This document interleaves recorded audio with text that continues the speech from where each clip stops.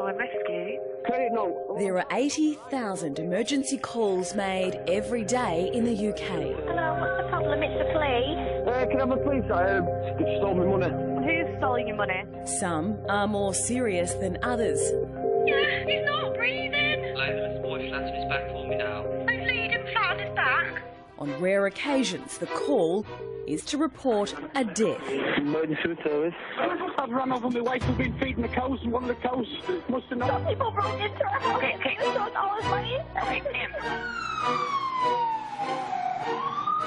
But what if the caller She's not moving. Right, she's not moving at all. is in fact a killer? Someone been stabbed, I think they did.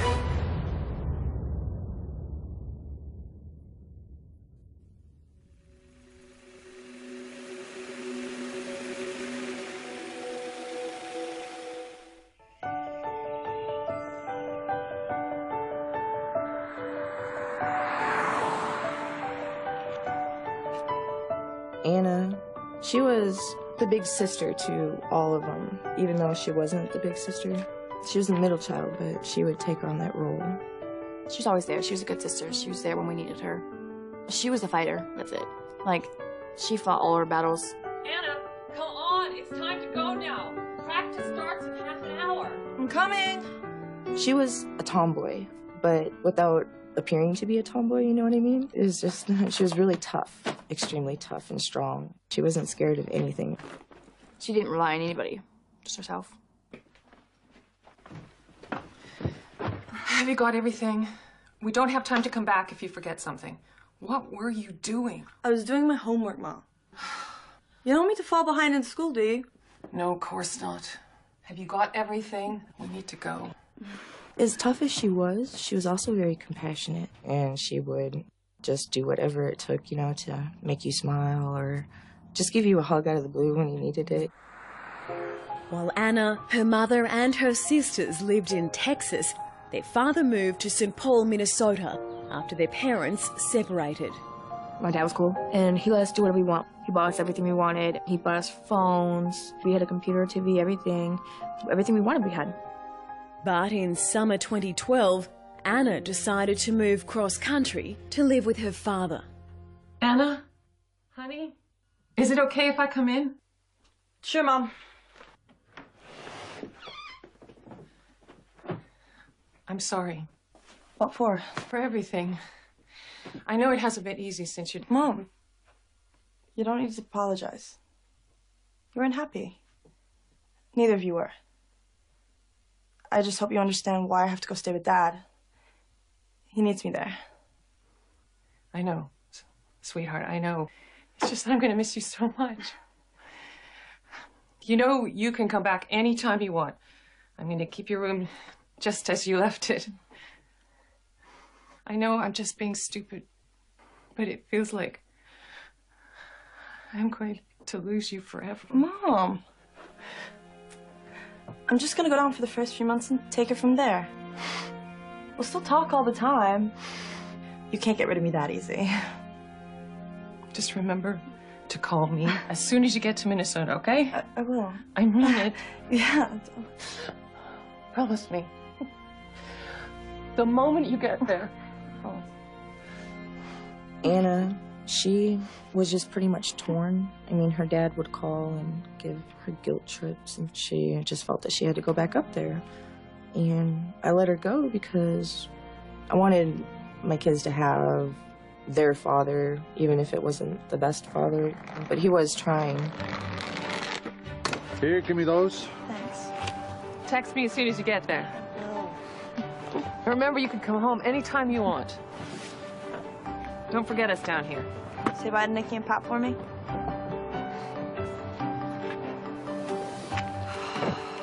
Take good care of her.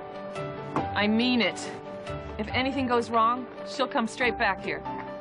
She'll be fine, I promise. Drive safe.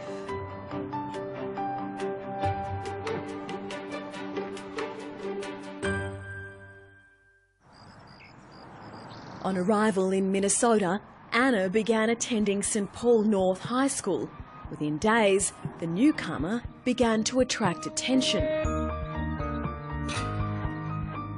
Hey, Hey, slow down, will you? I saw you at school. You're new, aren't you? Kind of. I used to live here, but I've only just moved back. I didn't think I saw you before. I'm Anthony. Hey. Anna. Within weeks of returning to Minnesota, Anna met Anthony Mitchell, a fellow student. She said, you know, he's a really nice guy, and we're going to school together. And they had the same group of friends, hanging out. 17-year-old Anthony Mitchell was enrolled at school in the Reserve Officers Training Corps. He was nice and responsible, funny. Anna seemed to have fun when she was with him. Hello? Mom. Hi. It's me. How are you? I'm fine. I'm good. We all miss you here. How's it going? Everything's fine. Dad's out, so just me at home tonight. No Anthony, then? I've seen the photos of you two. He seems nice. Yeah, he is nice. We met at school, and we've been dating For a few weeks. I'm so glad you're happy. But, You gotta try calling your mother a little more often. I will, Mom. I promise. Love you. Love you too. look after yourself.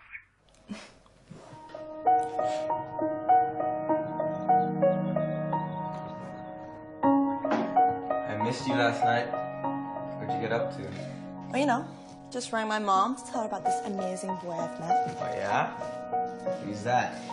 Oh, no one you'd know. Yeah, very funny. What did you actually say to her? That you're really sweet. And that you make me really happy. Which is true. Did you mention how good looking I am? Well, obviously.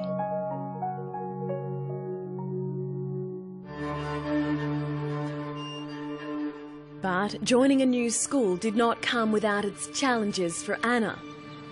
She talked to everybody, but she's also tough. So people didn't like her because she spoke her mind. She's blunt, and she just said whatever, you know.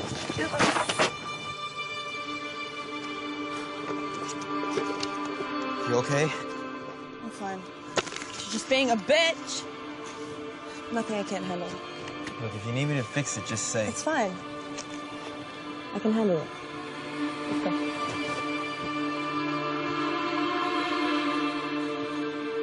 And it soon became obvious that the reality of living with her father was not what Anna had hoped for. Dad? Dad?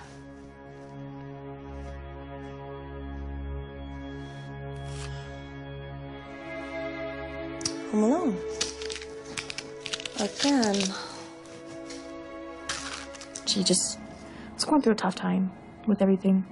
Even when stuff was going on inside of her, she would always, it would come last. She wouldn't let people know. And unfortunately, it didn't turn out too good.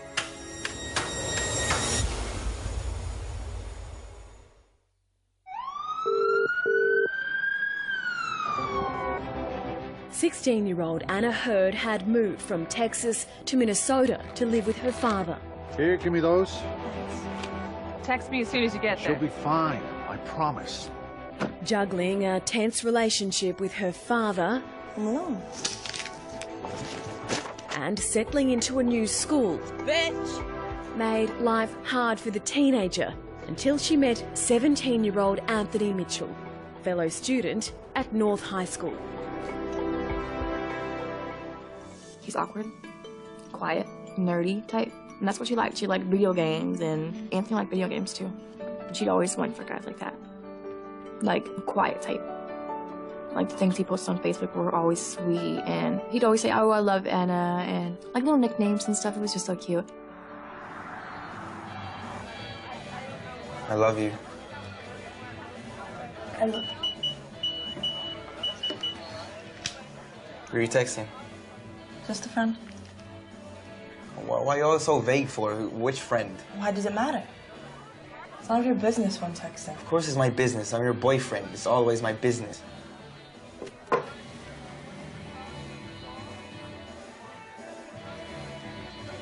Okay, fine. Just I'm scared to lose you, you know? I'd die if I lost you. Don't say things you don't mean. I do mean it. Just don't see a point in living if I lost you. You'd be fine. And you're not going to lose me. Aside from her relationship with Anthony, 9 months after starting North High School, the bullying would not stop.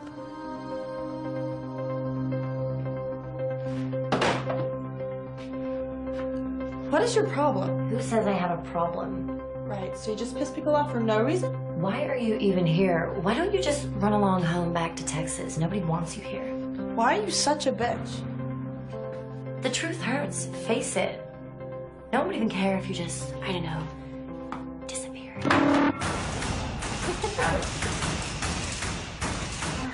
Anna, leave it.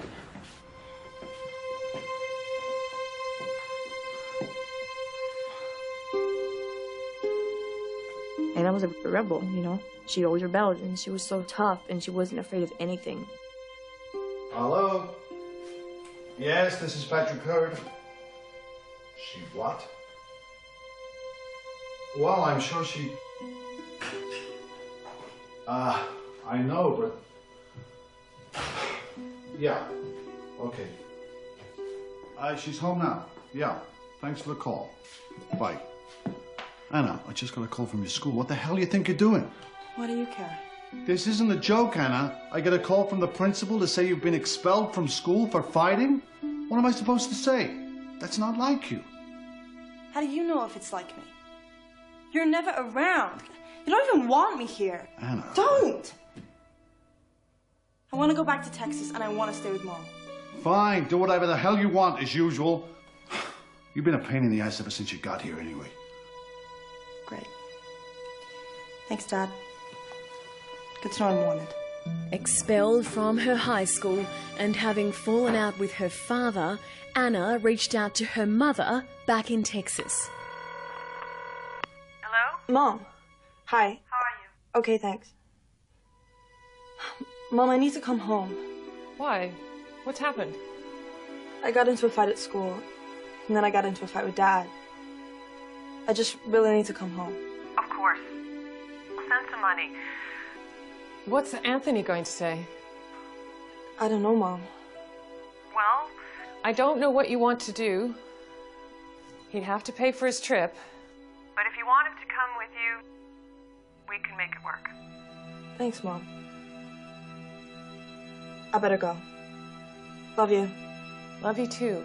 And stay safe.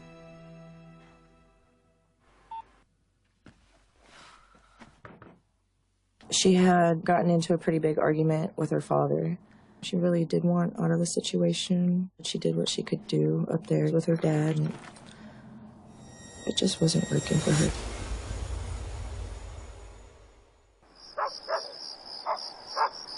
Anna moved out of her father's house and went to stay with Anthony. Thanks for letting me stay. You sure your folks are okay with it? Nah, they're cool with it. They said you can stay whenever you want. How long will you need? Depends. When I can get tickets to Texas. So you're definitely leaving? I have to. I can't stay here. Well, I could come with you. You know, I could get a job and we could stay at your mom's until we can afford our own place. I guess so. You sure you want to? Yeah, I'm sure. You know, I want to be with you. Get your laptop. Why? Gotta start looking for tickets. And we started making plans for Anthony to come with her. I said, well, he can come down, but he's not going to stay with us. And we had a job lined up for him, and we would give him a ride to work, just trying to help them both succeed because I thought they had a good relationship. I thought he was a good kid and someone that you would want your daughter to have as a boyfriend. Anna's mother sent her daughter the money for her bus ticket home to Texas.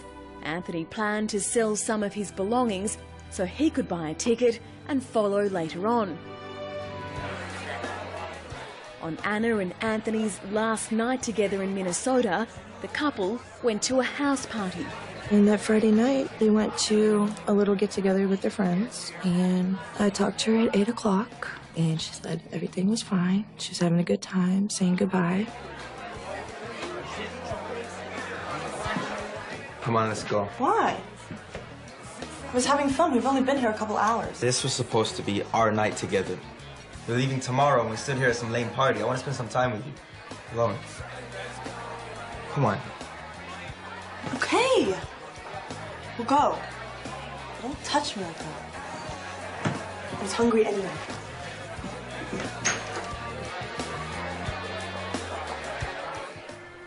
The couple left the party to get something to eat, but with all the stores closed, Anna decided to return to the house party alone.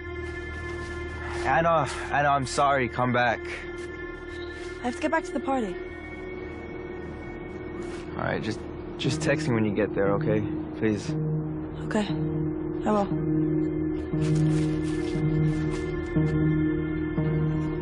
Leaving Anna on her own, Anthony headed back to his own house.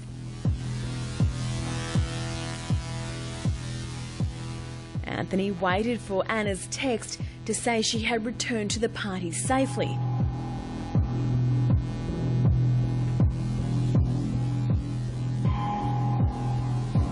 There was no reply.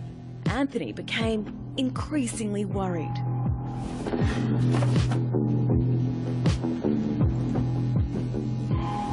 Mom, I'm worried about Anna. She said she was going to text me when she got back to the party, but she hasn't. Okay, but keep safe and wrap up warm. It's freezing outside.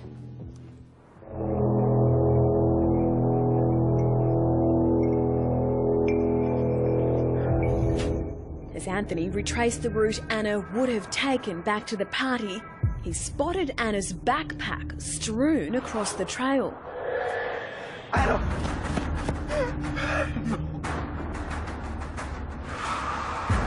Oh, God, no.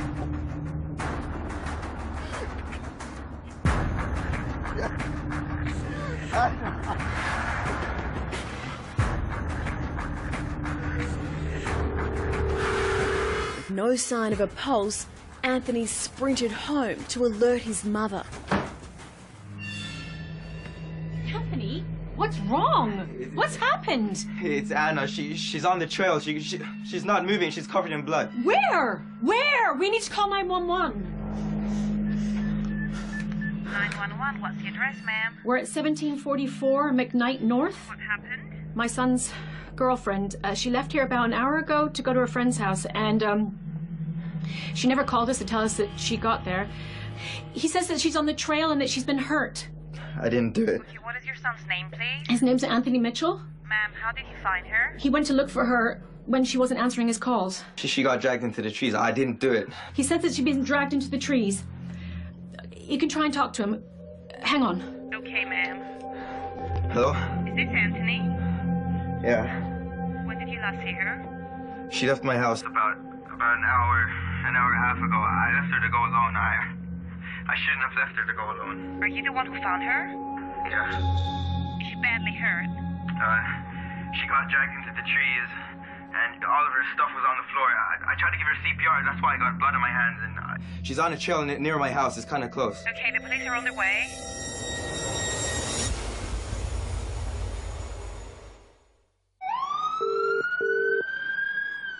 It's Anna. She's on the trail. She's not moving. She's covered in blood. My son's girlfriend, she's been hurt. I didn't do it. I shouldn't have left her to go alone. Police responded to the 911 call after Anthony Mitchell found the body of his girlfriend Anna in the nearby park.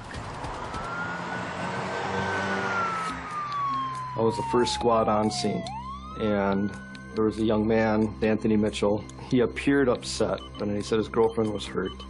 I said, you need to show me where she is. We need to find her. We need to help her. Anthony led the police into the woods to show them where he had found Anna's body. Anthony, you need to tell me, where is she? She's on the trail over there. Which one? I need you to show me. I can't go back there.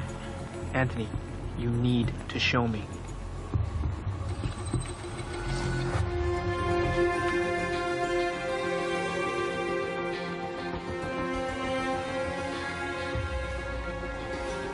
Where is she? Just keep going. Keep going. Come on, how far? Just up there. You'll find some of her stuff on the floor. Look, you'll see her drag marks, and then you'll find her body.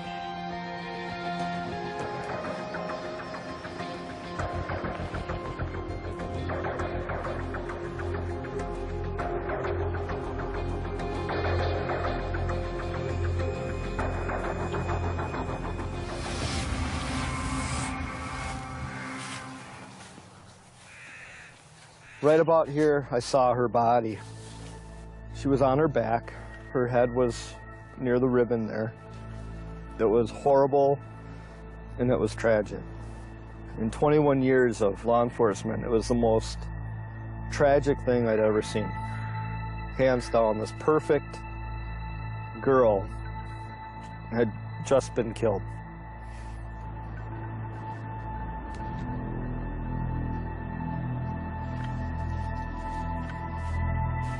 Anthony, I'm gonna need to ask you a few questions. Is that okay? I'm really cold. Come on, come to my squad car. Come warm up. I posted an officer near the scene where the two trails intersected to keep anybody from going into the woods. And most importantly, I hung on to Anthony and kept him comfortable. Okay, Anthony. I need to ask you a few questions, if that's okay. Yeah. So, when did you last have contact with the deceased? Anna left about 2 hours ago. And she said she was going to go to a friend's house and she was going to text me when she got there. Well, then you never heard from her? No. And that's why I went to look for her, and that's when I found her body. I went the way that she said she was going to go. Anna! And, I found all her stuff on the floor. And then I found the drag marks, and that's what, when I saw her, and I tried to give her CPR, and that's why I've got blood on my hands. And then I went straight to my mom's house, and she dialed 911. Did you have a flashlight? No.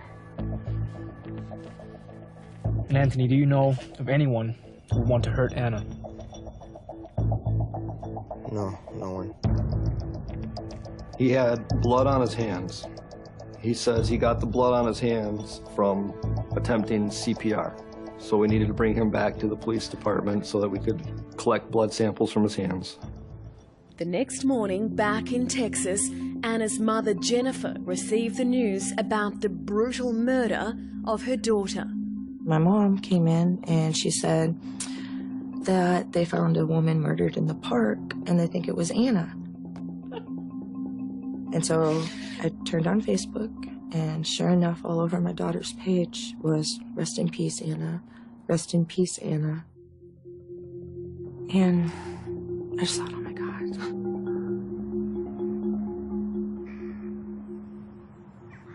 Jennifer immediately traveled to Minnesota, feeling compelled to see the scene where Anna's body was found.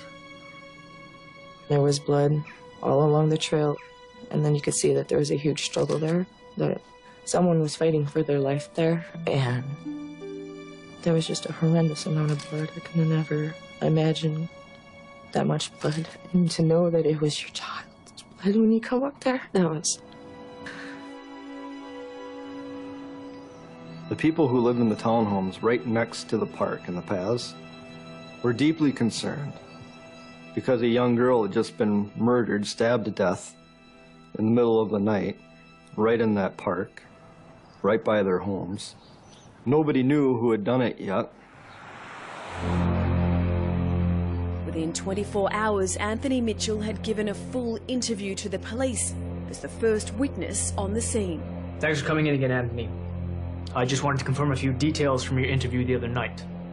Sure. So, when you left the house to look for Anna, what time was that? About 4 a.m. She left about an hour and a half before. Mm-hmm. And can you talk me through exactly what you did when you left the house? Yeah. She had told me she was going to take the park trail. So that's where I went. And when I got to the park trail, I saw a man crouched in the middle of the path. Hey. Hey, what are you doing? That's when I shouted at him, but then he got up and started to run. So I chased him. Couldn't catch him. But you hadn't said you'd seen a man before. What did he look like? He had a white hoodie with a dragon on it, and I didn't see that much. It was too far away. So when you got home, did you go upstairs? No, I went straight to my mom, and she called 911. We're at 1744 McKnight North. Thank you, Anthony. It's been very helpful. He gave police a suspect description of a young man with spiky blonde hair standing over Anna and her body. What are you doing? He sort of portrayed himself maybe a little bit as the hero, that he chased away this, guy in the dark. We were receiving a lot of information from a lot of people about who might have done it. And every bit of information, every tip needed to be followed. Her dad, he was the first person that everyone thought did it. Our family, and even his children, Dad did it. First, I thought my dad did it, and then there was just another guy everyone thought did it, and no one knew. It was a terrible time. You just blame everybody.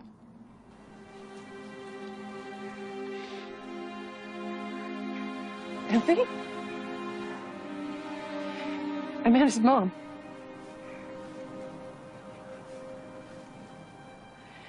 Is this the place where it happened? I'm so sorry. I wish I'd gone with her,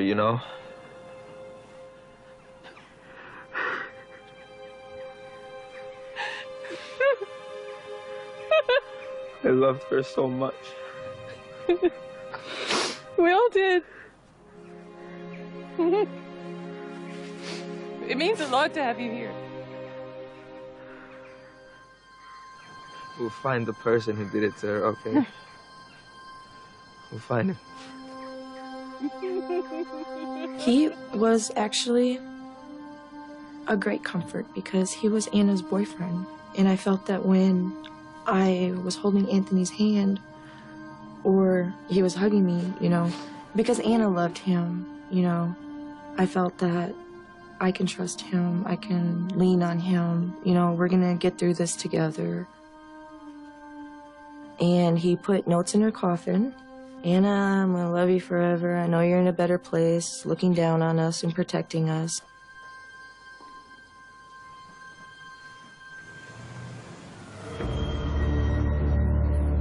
As rumours and accusations circled around town, police continued to search for the man Anthony described running from the scene.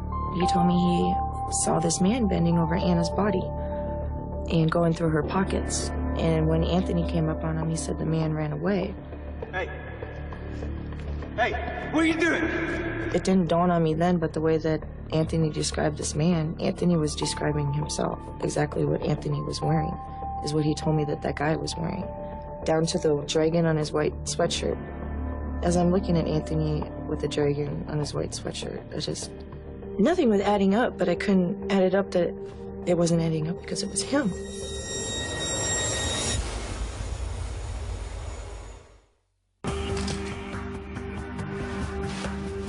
During investigation of the murder of Anna Hurd, the police turned their attention to her boyfriend.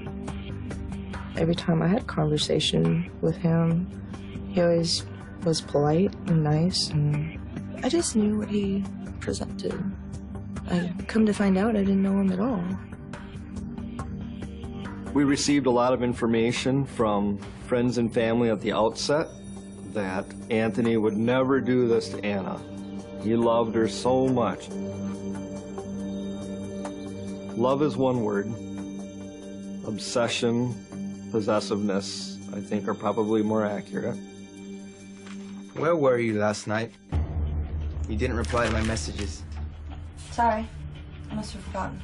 But where were you? I just want to know where you are. Well, I was with Chandra and I forgot to reply, okay? I just worry about you sometimes because I love you so much. Anthony, I'm fine. You can be a little intense. What do you mean? I think you should be a bit less paranoid. The whole panic boyfriend thing is sweet, but I want to be able to spend time with my family without you as well. Are you saying... I think I should go to Texas on my own.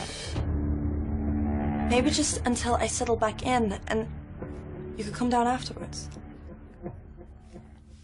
But what about our plans? Huh? What about us? You don't have money for the bus anyway. Maybe just wait to see how it is when I get down there. And if it's okay, you could drive down after. Do I not get a say in this? You've got another guy down there, don't you? Well, there's no one else. Anthony's fears about Anna were not unfounded. Anna had recently got back in touch with TJ, her ex-boyfriend living in Texas. He was 18 at the time, she was 14, and she was dating him and doing things they shouldn't have been doing. And so she was it was a rebelling stage, and she fought my mom. I'm not sure what exactly happened, but they were cute together. And she loved him, that was her first love. I kind of had her end it, you know, to see from my point of view. And that was her first serious relationship. And they remained friends until the end. Her friends had told the police that Anthony was clingy and that she had planned to break up with him and that he was upset that she'd been communicating with this other boy. Who are you texting? Just a friend.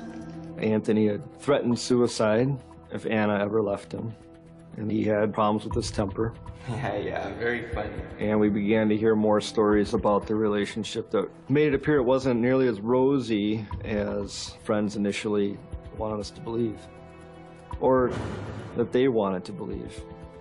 I think it was probably hard for them to think that Anthony could do that to Anna, and so they didn't want to think about that.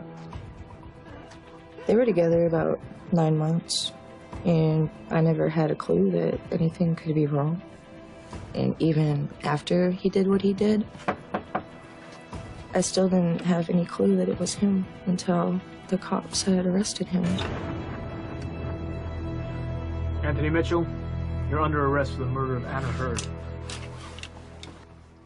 The day before Anna's funeral, 17-year-old Anthony Mitchell, the perfect, loving boyfriend, was arrested and charged with homicide. I found out that it was Anthony, and I couldn't believe it. I said, no, it wasn't him. It couldn't be him. Why don't you just leave me to grieve my girlfriend in peace? I had nothing to do with it. So you had no reason to be angry with Anna? No, we got into a small argument over some money, but that's it. It was nothing. And what about this other person at the scene? Yeah, well, he got up and started running. I chased him, but he got away. And why didn't you mention it to your mom when you got home? According to your mom, you never mentioned seeing another man at the scene. The detectives took photographs of the boots of all emergency personnel who may have walked on the scene. And they were able to, based on their footprint analysis, rule out that anybody ran down the path in the direction that Anthony Mitchell stated they did. When you got home, did you stay downstairs? Yes.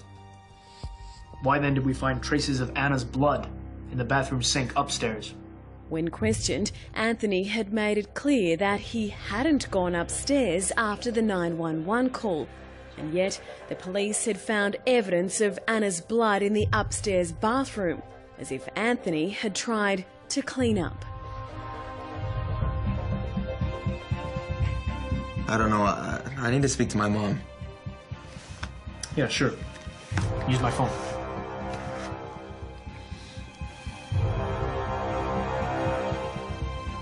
Mom, I'm in trouble. I need some help.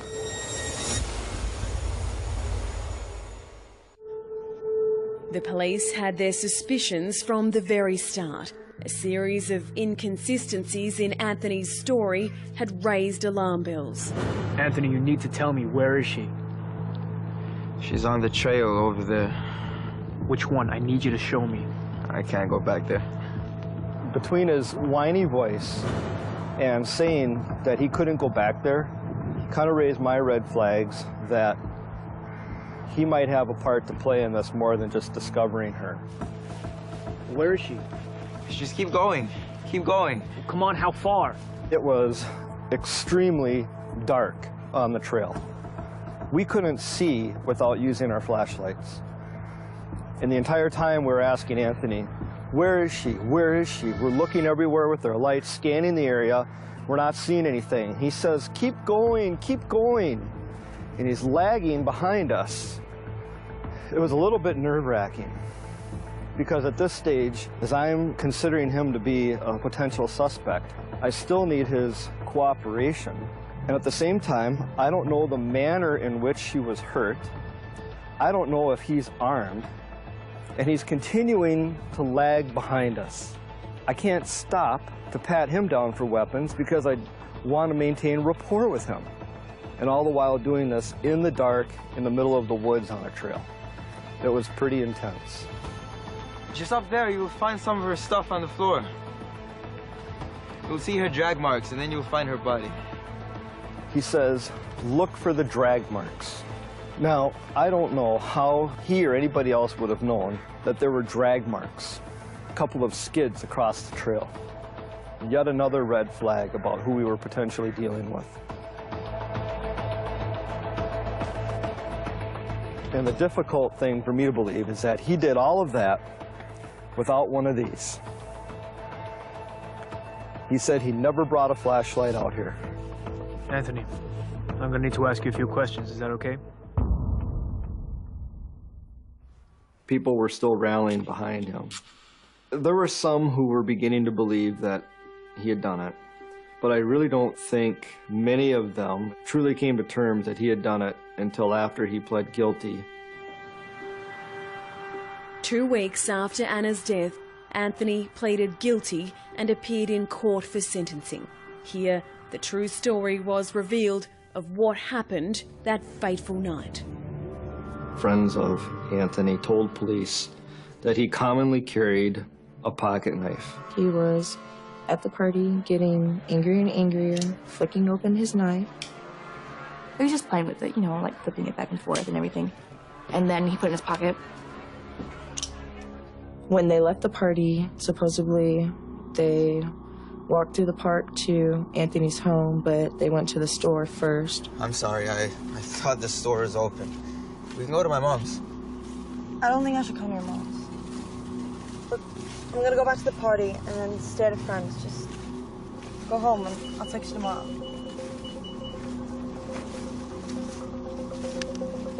Who are you texting? Not this again. A friend in Texas, okay? Which friend? You must know a guy. Actually, my ex. Are you happy now? Your ex? Yeah. Okay? I can't do this anymore. Not this, you knowing where I am 24/7. I'm done. Wait, hold on for just 1 second. What do you mean we're done? What about us? There is no us. It's just not gonna work.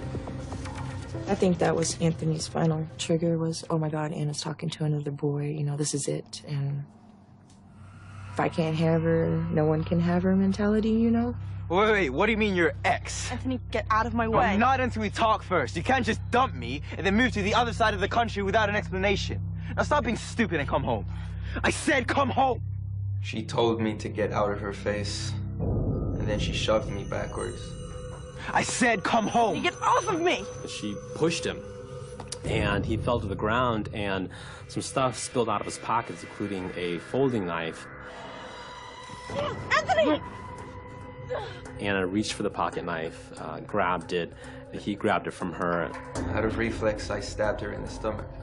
Anthony! He stabbed her 4 times in the front torso. And then she turned and fled, and he chased after her, he admitted it. I was afraid she was gonna tell, so I ran after her, and I stabbed her in the back. And I dragged her body about 10 feet into the woods, so that nobody would find out. He attempted to cast some of the blame onto Anna, that somehow his stabbing her to death was partially her fault, which blows my mind. He's the guy with the knife. Anthony stood trial as an adult and was sentenced to 22 years for second-degree murder, a lesser sentence on account of his guilty plea. Ultimately, Anthony had constructed a fairly good story to explain why he was at the scene of the murder without implicating himself.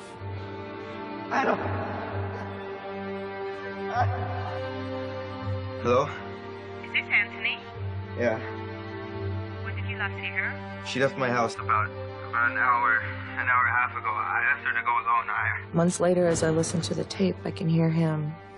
That's pretty much all I hear is him in the background saying, I didn't do it, I didn't do it, I didn't do it, is what he kept saying over and over and over. For me, the thing he failed to do is in planning out his story. He failed to think about how he was going to react, to plan what a reasonable response would be to something like this. It was the ultimate cause of his undoing. I can't go back there. Anna was only 16 at the time. Anthony was only 17. You don't want to believe that people this young could be caught in something so terrible, and that someone as young as Anthony could feel so hopeless and so misguided in his thoughts about love that he would resort to murder. I love you. I think it was love. He was gonna lose her, and he knew it.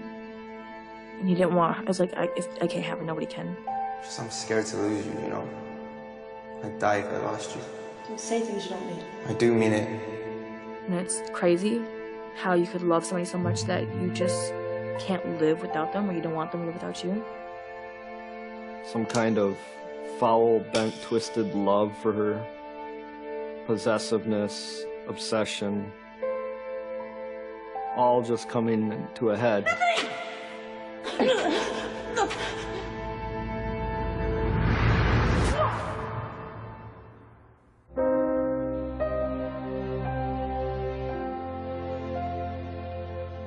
She never worried about herself. She would say, oh, you know, it's okay. That's the part that hurts the most, I think, is that she felt that she could handle it all, when in reality, she was in way over her head. I was really angry at myself because I'm the mom. I know, you know, if it was him, I should have some kind of inkling, some kind of feeling. And how, as Anna's mom, could I just be so blind? There's nothing that is ever going to bring your daughter back. There's nothing that's ever going to bring your family back together. There's nothing that could ever heal it, you know? And accepting that, I guess, is the hardest thing to do.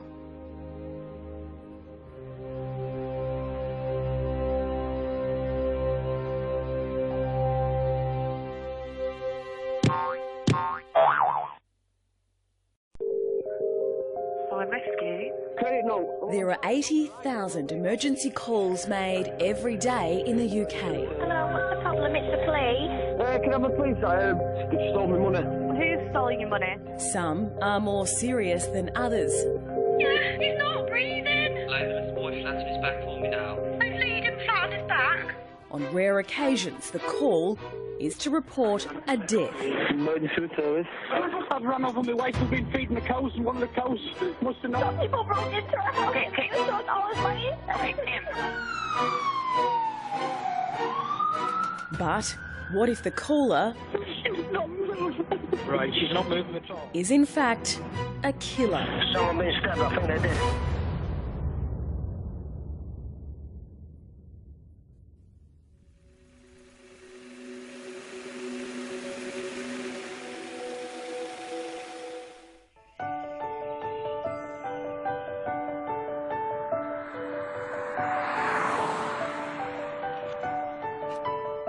Anna, she was the big sister to all of them, even though she wasn't the big sister.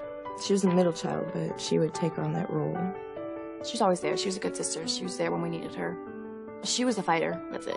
Like, she fought all her battles. Anna, come on. It's time to go now. Practice starts in half an hour. I'm coming. She was a tomboy, but without appearing to be a tomboy, you know what I mean? It was just, she was really tough, extremely tough and strong. She wasn't scared of anything. She didn't rely on anybody, just herself. Have you got everything? We don't have time to come back if you forget something. What were you doing? I was doing my homework, Mom. You don't want me to fall behind in school, do you? No, of course not.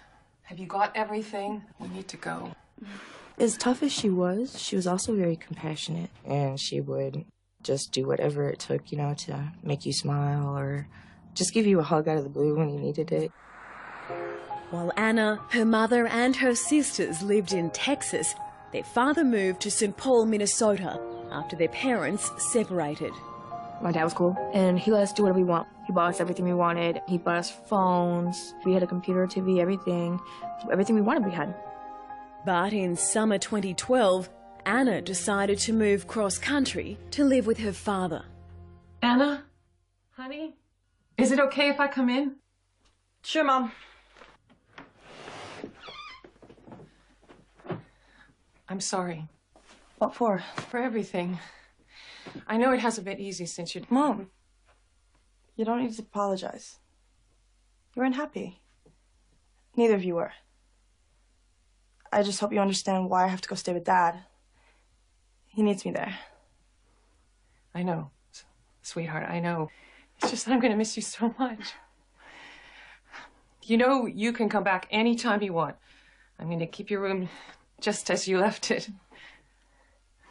I know I'm just being stupid, but it feels like I'm going to lose you forever. Mom! I'm just gonna go down for the first few months and take it from there. We'll still talk all the time. You can't get rid of me that easy. Just remember to call me as soon as you get to Minnesota, okay? I will. I mean it. Yeah. Promise me. The moment you get there. Oh. Anna, she was just pretty much torn. I mean, her dad would call and give her guilt trips, and she just felt that she had to go back up there. And I let her go because I wanted my kids to have their father, even if it wasn't the best father, but he was trying. Here, give me those. Thanks. Text me as soon as you get there. Remember, you can come home anytime.